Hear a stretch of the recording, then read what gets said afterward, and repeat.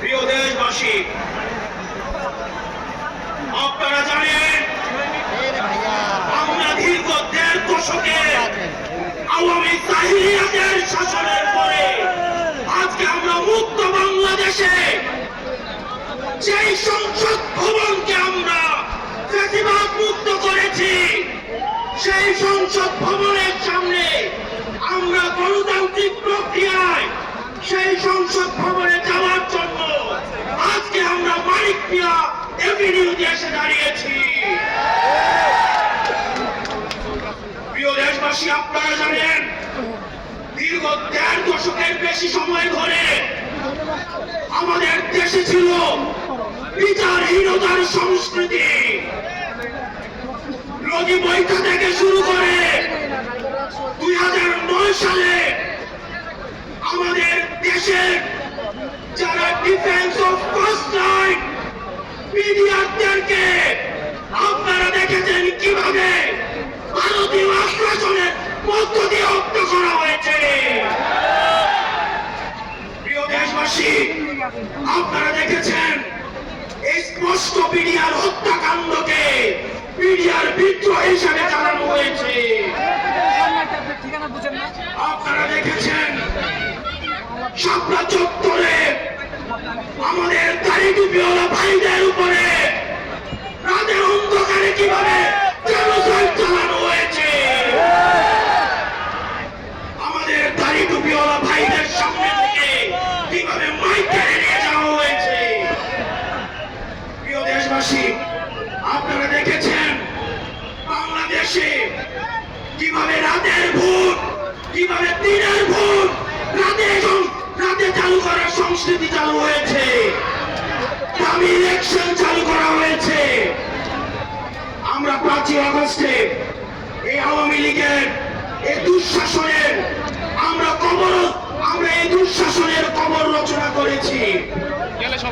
আমরা বলতে চাই এই গণভবনে কে যাবে সেটি নির্ধারিত হবে বাংলাদেশ থেকে, ভারত থেকে সেটি নির্ধারিত হবে না। আমরা স্পষ্ট করে বলতে চাই এই সংসদে কে যাবে সেটি নির্ধারণ করবে বাংলাদেশের খেতে খাওয়া জনতা। এই সংসদের মস্তকে কে বসবে সেটি নির্ধারণ করবে এই ভূখণ্ডের মধ্যে যারা রয়েছে সেই ভূখণ্ডের মানুষ। আমরা দীর্ঘ ১.৫ দশকের বেশি সময় ধরে আমরা একটা জাতি গড়ে তুলতে পারি নাই। বিভাজনের রাজনীতি আমাদের মধ্যে ইচ্ছাকৃতভাবে জিয়ে রাখা হয়েছে। আমরা স্টেট ডেভেলপ করতে পারি নাই, আমরা নেশন ডেভেলপ করতে পারি নাই। আমাদের প্রতিষ্ঠানগুলো ভেঙে গিয়েছে, আমরা সুশাসন নিশ্চিত করতে পারি নাই,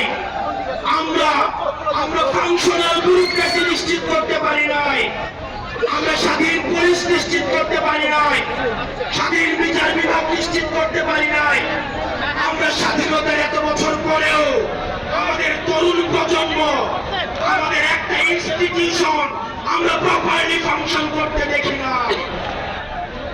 আমরা আপনাদের কাছে কমিটমেন্ট দিতে চাই এই তরুণ প্রজন্ম আমরা ইনস্টিটিউশন গুলোকে প্রপারলি ফাংশনাল করব। আমরা আপনাদেরকে কমিটমেন্ট দিতে চাই এই বিভাজনের রাজনীতির উঠে উঠে আমরা একতার রাজনীতি বাংলাদেশে চালু করব।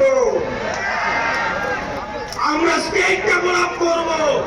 আমরা এই ভূখণ্ডের অধিকার আমরা আদায় করতে পারি না। আমাদেরকে মাথায় রাখতে হবে বিদেশের সাথে আমাদের বন্ধুত্বপূর্ণ সম্পর্ক থাকবে, কিন্তু কোন প্রেসক্রিপশনের সম্পর্ক থাকবে না। আমরা স্পষ্ট ভাষায় বলতে চাই আমাদের যখন একটা ছেলে রাস্তায় রক্ত দেওয়া শিখে গিয়েছে, আমাদেরকে কেউ রক্ত দেওয়া থেকে থামায় রাখতে পারবে না। সুতরাং আমরা স্পষ্ট ভাষায় বলতে চাই আমাদের প্রবীণ রাজনীতিবিদ যারা রয়েছে তাদের অভিজ্ঞতা এবং তরুণদের তেজদীপ্ত এবং অকুত ভয় যে নেতা রয়েছে সেটার মিথস্ক্রিয়ায় আমরা পরবর্তী বাংলাদেশ বিনির্মাণ করব। আমরা যতদিন না পর্যন্ত আমরা নিশ্চিত করতে চাই এদেশ থেকে পরিবারতন্ত্র, এদেশ থেকে কবরস্থ হয়েছে। এদেশে কামারের ছেলে প্রধানমন্ত্রী হবে, কুমারের ছেলে প্রধানমন্ত্রী হবে। এদেশে যোগ্যতার ভিত্তিতে এদেশে নেতৃত্ব উঠে আসবে।